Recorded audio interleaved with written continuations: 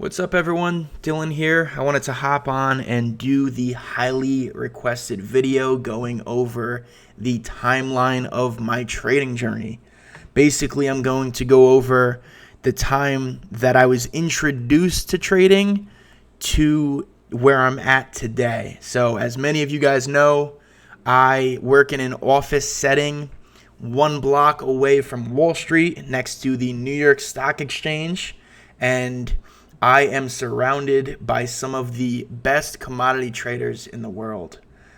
So I get asked very, very frequently, how I got to this point, how did I network, where did I meet these guys, and basically how I got the opportunity to work where I'm at today.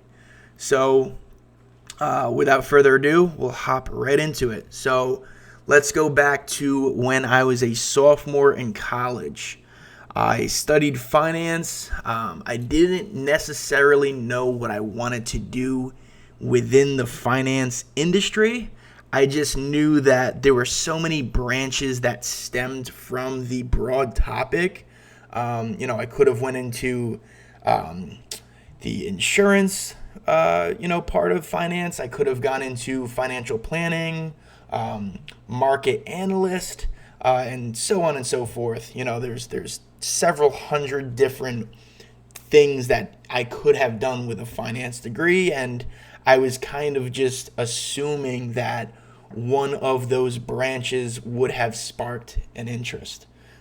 So I'm in management class, and it is midterm time. Basically, I was studying for my midterms, and a kid in my class named Austin invited me over to his dorm room to study. So I went over to Austin's dorm room to study for the management midterm, and he had a suite mate by the name of Carmine Rosado. It's pretty funny because, now we're at this point. So this is how I originally met Carmine. Carmine was the one that put me on to trading. So, I briefly said hello as I passed by Carmine's room into Austin's. Me and Austin studied for, a few hours. And when I was leaving the room, I noticed that Carmine had a few monitors in his dorm room. So I said, yo, what are these monitors for? Do you play video games? Back then I was thinking that he was playing Fortnite on his, nice triple screen setup. And he laughed. He said, no, I day trade. And I said, what the fuck is day trade? I had no idea what trading was back then. So he laughed. He said, do you know what stocks are? And I said, yeah. He said, basically, I buy stocks in the morning and sell them in the same day to make a profit. And I was like, no way. I was clueless. I had no idea what he was saying. But it was pretty interesting to me. So, he basically said, if you ever want to come by and watch me, feel free. So I didn't want to distract him. So I kind of said, oh, yeah, cool. I'll definitely take you up on that. But like I said, I didn't want to distract the kid. So what I did is I followed him on Twitter. He said, here's my Twitter. I post about some stock trading stuff. Maybe look at that and see if you'd be interested. So, I take my midterms, and we then go on Christmas break. So for a month, we were, home, and I personally worked as a landscaper in the summer. So at this time, I was working with snow plowing. So, I was just doing it for some extra cash for college. And Carmine was in Hawaii for Christmas break, and he was posting some of his trading activity. And I was scrolling through Twitter, and I saw some of his stuff, and I was like, holy shit, how is it that I'm making $100 busting my balls, shoveling snow for hours, over break, and this kid is in Hawaii making a few $100s on, a day trade. So I DM'd him. I was like, yo, when we get back to school, I'm definitely interested. I would love to come by and learn from you. So he was like, all right, sounds good. Come through. So we get back to school, and I would go like once or twice a week just to his dorm room in the morning for like an hour and just watch him. It was such a cool experience. I had no idea what he was doing. He was showing me a few things here and there, basic stuff like what is a candlestick, what volume was, very, very, very basic stuff like that. And it was just so cool for me to watch, and it just, I basically found my passion right then and there, and I knew from that point on that I wanted to learn that skill set. So, going forward, I traded small cap stocks, basically penny stocks, for my first year. I basically broke even after my first year, which was pretty impressive in my opinion. The small caps were definitely the way to go. I am certain that if I started trading with options, I would not be where I'm at today. I am certain about that. So having those first several months trading small cap equities really allowed me to learn the basics of trading without having to risk, a lot. So when it came to trading the penny stocks, my biggest drawdowns were, 4%, 5% in a day. Like, that was a big deal. Usually I was making 2, 3, 4% on a day. Whereas with options, as the majority of you guys know, a common drawback or drawdown in, when you take a loss with options, you're looking at 20, 30, 40%. So, as I said, being that I started with small cap stocks and I learned that way, it really allowed me to sustain and prolong my journey. Because once I got started with options, Carmine actually introduced me to options as well. And like I said, this was several months after I had been trading small caps.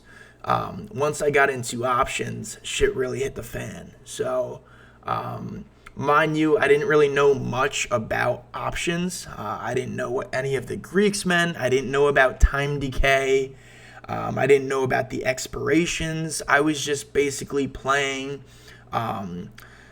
short-term options on strikes that were out of the money because they were cheap. So, to me, I would see cheap premium and be like, oh, this is what I want to trade, not knowing that trading, deep out of the money weekly calls were at a major disadvantage. So I definitely learned the hard way. But like I said, considering I already had several months experience of trading the equity market, I was at, you could call it, I was at like a head start compared to a lot of you guys. When you first start trading and you get right into options, like I said, managing risk is nearly impossible in my opinion, right? With equities, you know what your defined risk is. If I buy Apple at $100 and my target is 105 and my stop loss is 98 and I have 10 shares, as long as I stop out at my stop loss, I'm going to lose $20. With options, that's not the case because you're dealing with the Greeks. So, like I said, I am certain that if I started out trading options right off the bat, I would have failed. Like, there's no doubt in my mind. Yeah, that's a fact. So, like I said, when I got into the options, I had slight beginner's luck at first. I had a few good trades. I got pretty cocky, and I saw the power behind options. I was so used to making 3, 4, 5% trading small cap equities that when I got into options, seeing that I could make 20% in just a few minutes, I was hooked. I was basically addicted in a bad way. So essentially, I learned the hard way. I faced the consequences. I blew a few different accounts over the next couple years. So it wasn't a fast depletion. It was more so one step forward, two back, 3 steps forward, 2 back, 5 steps forward, 6 back. It was just kind of a slow depletion over the next couple of years. And what I was doing is I was working on the weekends to fund my losses. So I was still landscaping, I was doing construction, I was doing catering, anything I could get my hands on for some quick cash to fund my losses. I was doing. So basically, I would deposit $200 on a Sunday and then lose $300 during the week, and so on and so forth. Don't get me wrong, I had a few good weeks, a few good, I wouldn't even say months. I had a few good weeks, but overall, I was on a consistent losing streak. My longest consecutive losing months was 7 months. So I lost for 7 months straight. And, as you could tell, right, as anyone would, I lost faith, I lost hope, and it was very, very difficult for me to really continue because a lot of my friends were getting internships at the time, through college, and I felt as though I was just wasting time, money, and effort. So like I said, I had 7 consecutive red months, and then I think the 2 months after that were like break even. So I did not win for like 9 consecutive months. And then that 10th month, I did win, but it was a very, very small amount, and I didn't even get close to, getting back the amount that I lost. So like I said, a lot of my friends were getting internships over the summer, and I was just using that summertime to kind of, learn how to trade and, in hopes of getting to the point where I could be consistently profitable. So during that time, one summer, I went back to the restaurant that I worked out throughout high school. So I worked at a local restaurant throughout high school well before I knew what trading was. And one summer I went back there. I was in the area and I wanted to kind of stop in and say hello to my old manager. So I go into the restaurant and I say hi to the manager. And she's like, "Yo, Dylan, what are you doing these days?" And I said, "You know what? I am trading. I'm not very good at it, but I'm very passionate. And that is what I want to do for, the remainder of my life if I can get to that point." So she said, "Do you remember let's just call them the Williams? Do you remember the Williams that used to sit on table 14? And I said, "Yeah, of course." So the Williams used to come in at least 2 or 3 times a month, family of 4. And I never knew what the husband did for a living, but he was always very generous with tipping and just a very, very nice guy. So my manager said, well, Mr. Williams is a professional trader. And I was like, "Oh my gosh, no way. Do you have his contact information?" So she said, "No, but the bartender downstairs does." I'm not going to drop names in this video, but essentially the bartender downstairs had been working at this restaurant for years, and her dad grew up with Mr. Williams' dad, so they were family friends. So I texted the bartender, got Mr. Williams' number, and I texted him. I said, "Hey, Mr. Williams, I don't know if you remember me. I'm Dylan O'Neill. I used to work at, so-and-so restaurant.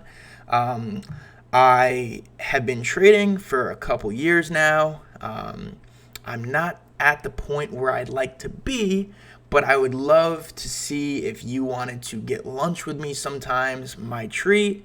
I basically just want to talk to you and, kind of learn some stuff from a professional trader." He texted right back. He said, "Hey, Dylan, I remember you. Why don't you come into my office next week and watch me trade?" So that text was probably the best text I've ever gotten. I would say for sure the best text I've ever gotten. So I was ecstatic. I was just looking for, a bite to eat with the guy. And he immediately says, "Why don't I come and watch him trade?" So he had a office in Hackensack, New Jersey with, I'd say 6 other guys. So it wasn't a prop firm, but each one of these guys all traded on the floor before electronic trading was a thing. And they basically, once electronic trading came about, they the majority of them lost their jobs on the exchange, and they kind of grouped together and got an office space in Hackensack, New Jersey, just to trade their own money. They all made a killing working on the floor. 3 of the guys were market makers back then. And then the other 3 guys were, I believe, clerks for the market makers. So they've, all 6, 7 guys have been around for, over a decade. So next week rolls around. I text him on Wednesday because he said for me to come on Wednesday.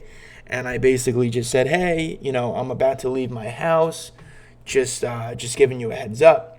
He texted me back. He said, "Hey, man, sorry, today's not going to work." So at that point, I was just like, I was pretty, disappointed. I was looking, forward to going down there and just seeing all the professional traders at work. So at that point, it was back to kind of like that hopeless stage. Like I said, at this moment, I was not consistently profitable at all. I was losing money week after week after week, and basically I thought that this was another dead end. So I continued to trade, and he texts me back about a week later, and he says, "Hey, if you're around tomorrow, you could come by." So that kind of sparked a new flame for me, and it gave me that hope back. So I drove down to Hackensack. I met him and the other guys, and I had no idea what they were doing. They trade commodities. They don't use any charts. They just use price ladders.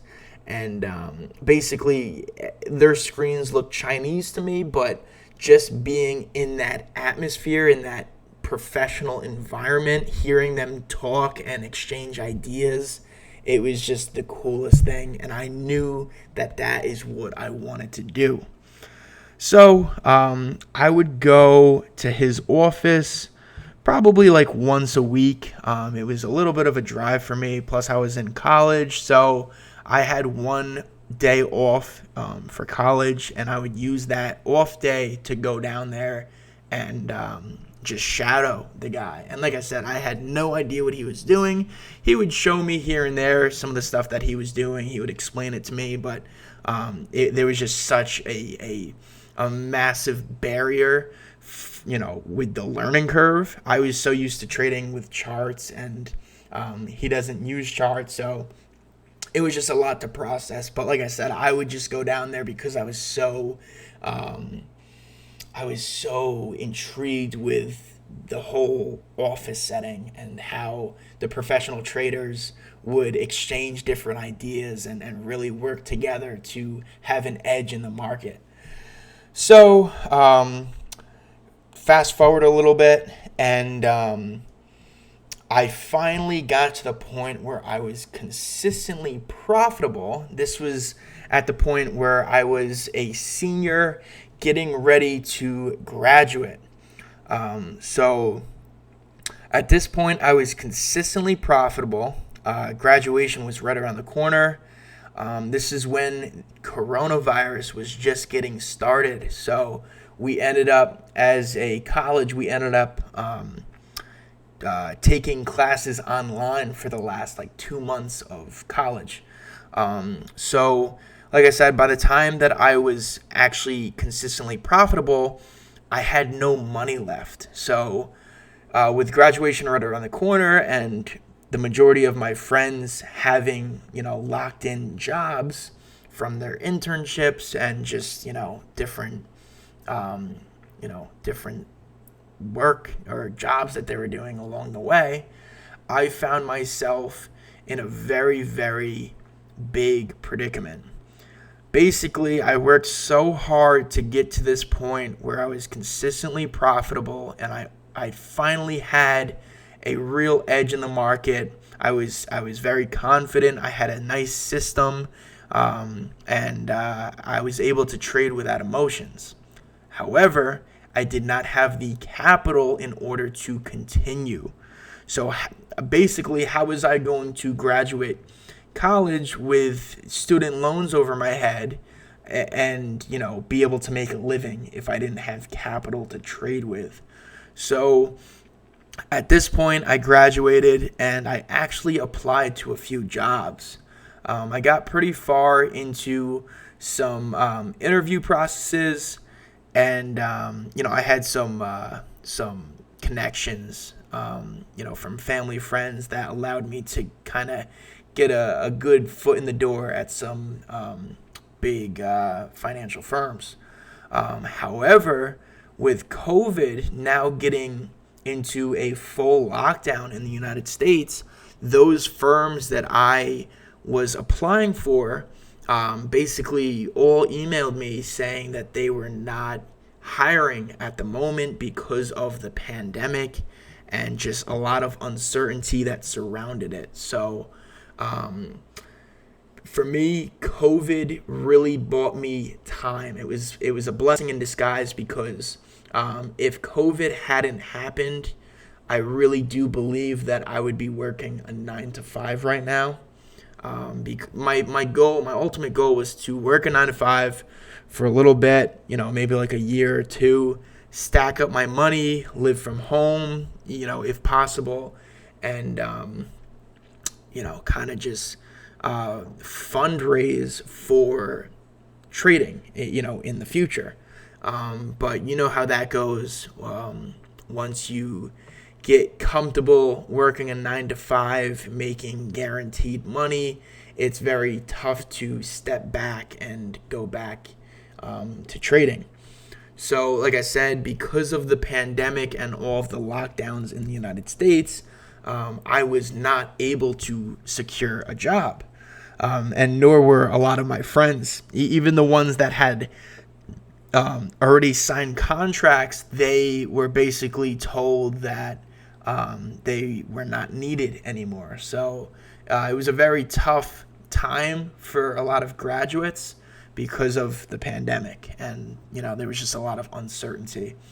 So with that said, I found myself trading my small account. At the time, it was about I'd say like $4,000. I saved up. I was still working weekends, but like I said, $4,000 wasn't enough to make a living off of. So I finally got to the point where I was consistently profitable, but like I said, the capital was an issue. So I would still go to the office in Hackensack just to learn, but even that got cut off because of the pandemic. All of those guys stopped going into their office and they started to trade from home. So I was basically, living at my parents' place at this point, trading my small account, and it was a very, very tough time for me mentally, because like I said, all of my hopes and dreams finally got to the point where I was confident, yet the capital was a major burden. Many months prior, I met a guy, let's call him David. I met David at a car show. David was a very, very rich guy that lived in Jersey. He drove a few supercars. He had a Ferrari, he had a Lamborghini, he had a yacht, all of those crazy, fun toys. So I followed David on Instagram months ago when I met him at the car show. We had a few mutual friends. So he started posting on Instagram during the market crash back in 2020 due to the COVID, right? The COVID crash. So one day I swiped up and I DM'd him. I said, "Hey man, do you trade?" And he said, "I trade when I can. I run a few businesses, so I don't really have that much time, but whenever I can, I love trading." So I was like, "Oh, cool," And at the time, it was just, I just thought he was a cool guy, and I wanted to help him out. I didn't really think of it as a business opportunity. So I would DM him every day, every morning, and just kind of give him some plans, right? I would, at this point, the market was coming down very rapidly because of the COVID crash. So I was giving him some plays such as, short Apple below this level, play Boeing puts below this level and scale out at this level. Just very, very basic plans.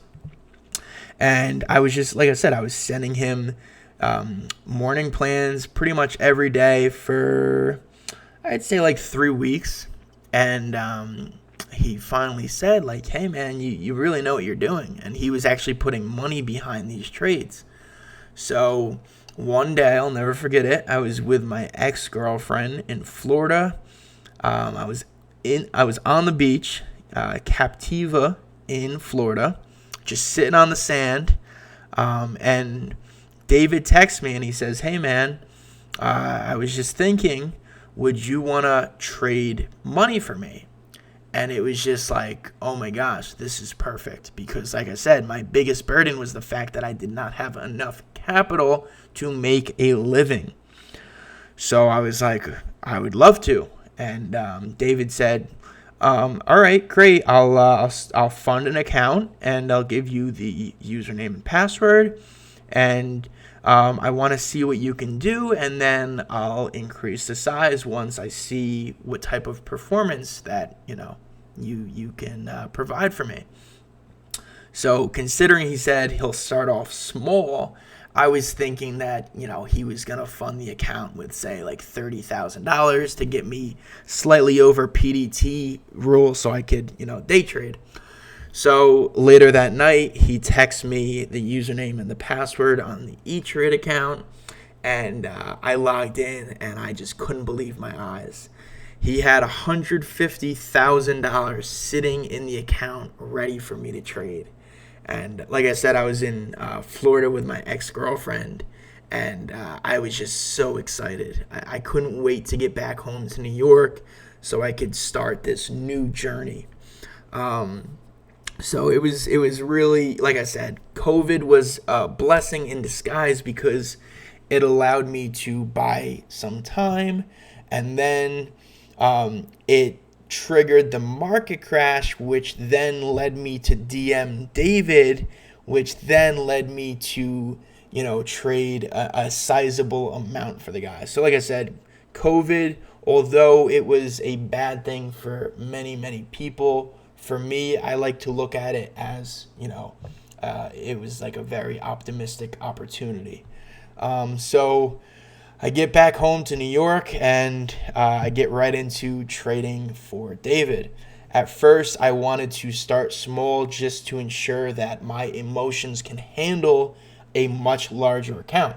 Going from $4,000 to $150,000 is a different ballgame.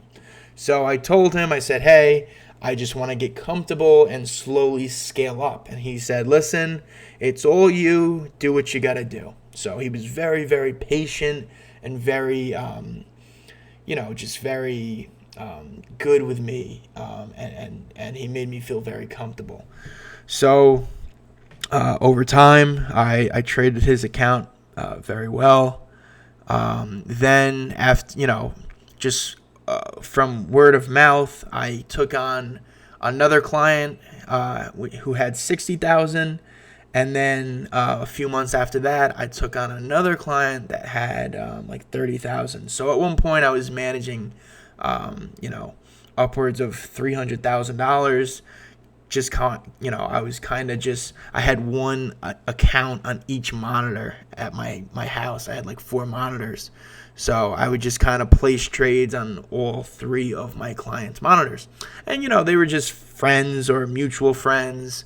It got to the point where I was able to finally make it work. I wasn't making a sizable amount, but I was able to at least pay, the little bills that I had. And the biggest thing was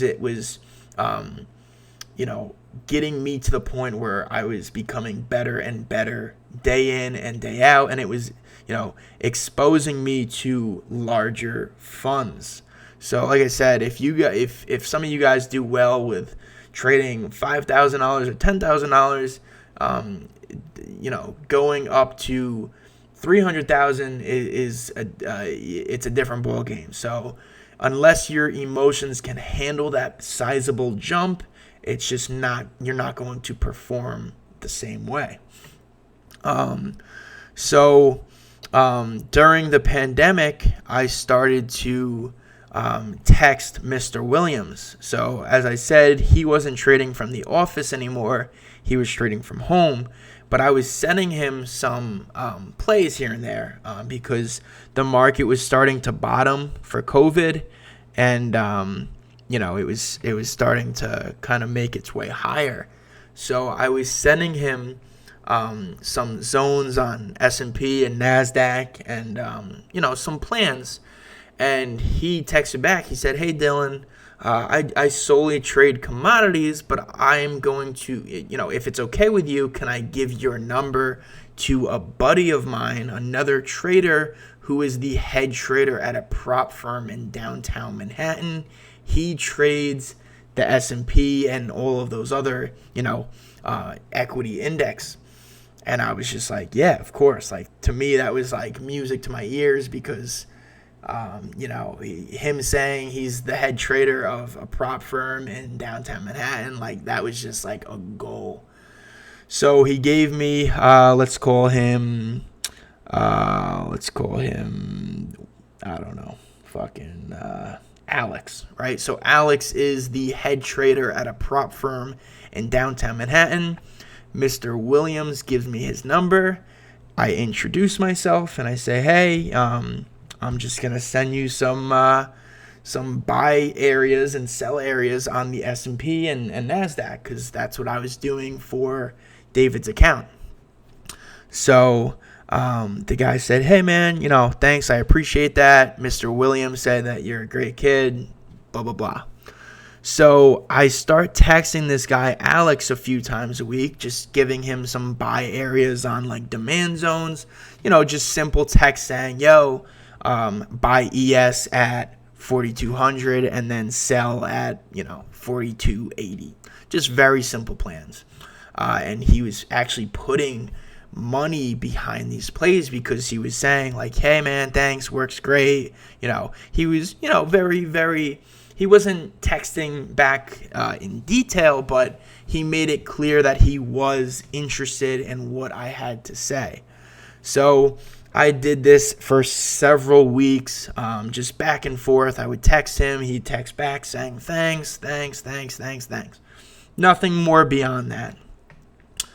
So, I went on with my current setup, trading for David and the other 2 clients, and just, it was just, it got me to become a good trader over time because I was doing it every day. I was reviewing my trades. I was holding myself accountable. I was working on my flaws, so on and so forth. All of the things that I preach to you guys.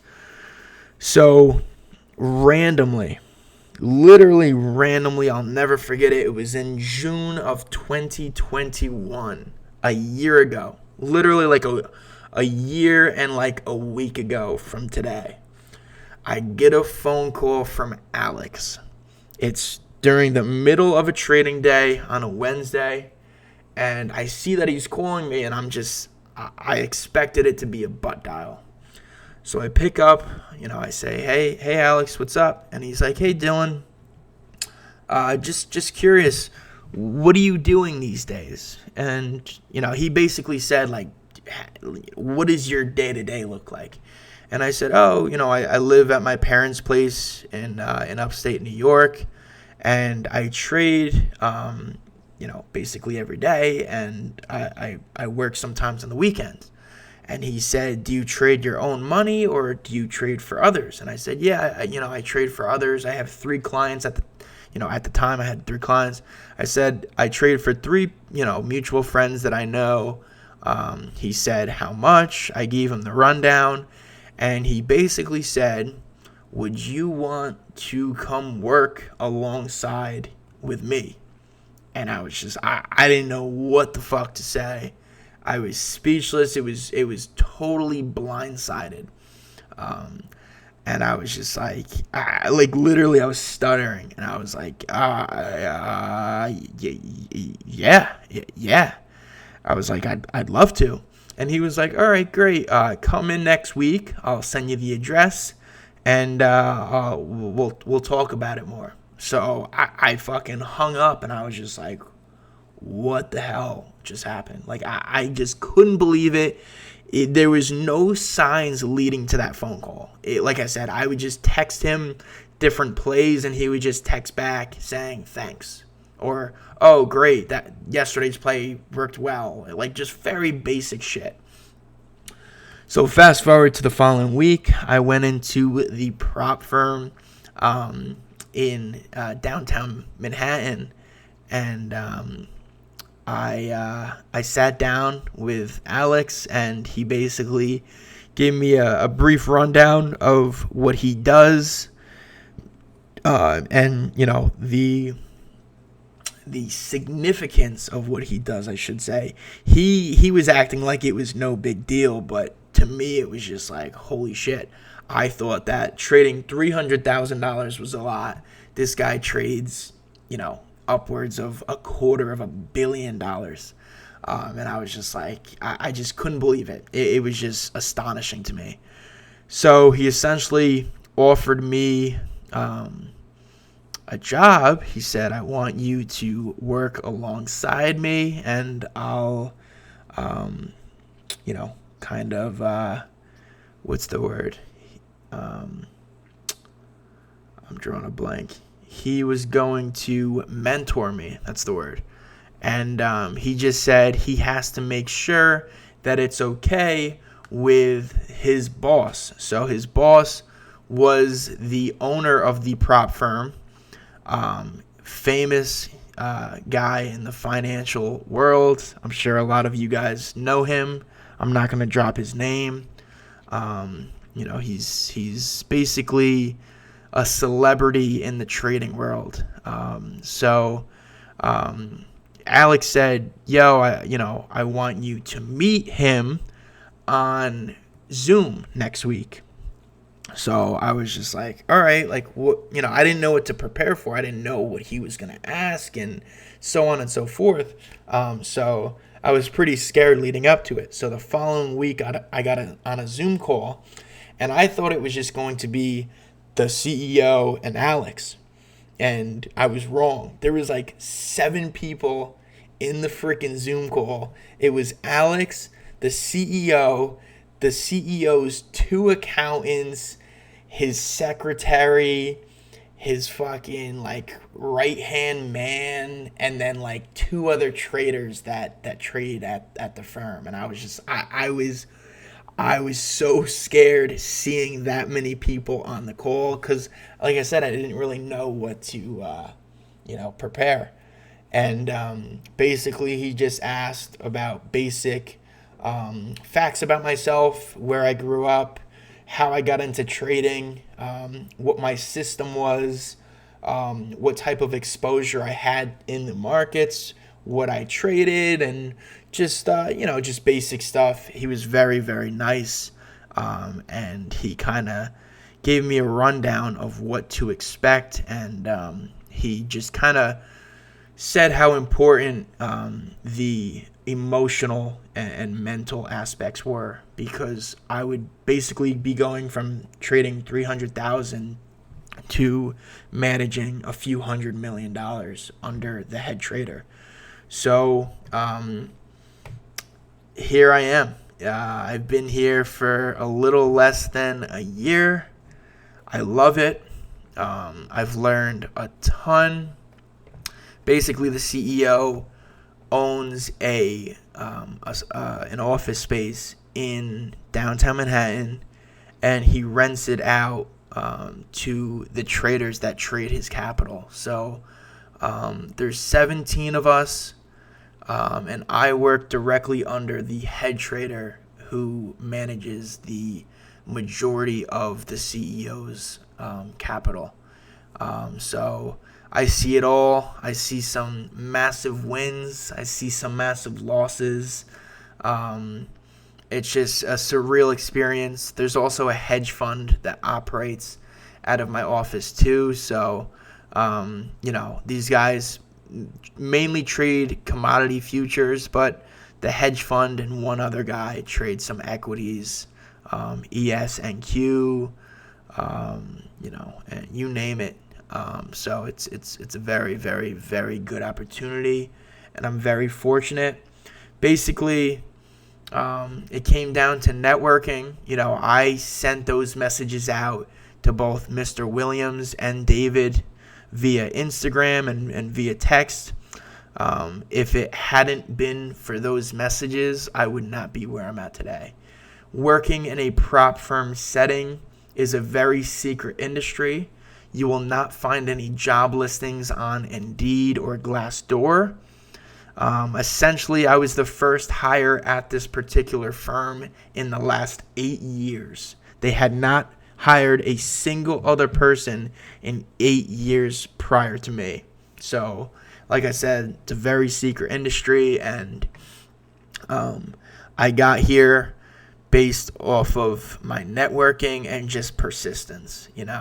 I was doing David and Alex a favor, sending them free plays. I got nothing out of it for the longest time, but both led to very, very, very good opportunities and, the ability to be where I'm at today. So hopefully you guys enjoyed the story. Like I said, I tried my best to hit the main themes throughout the timeline.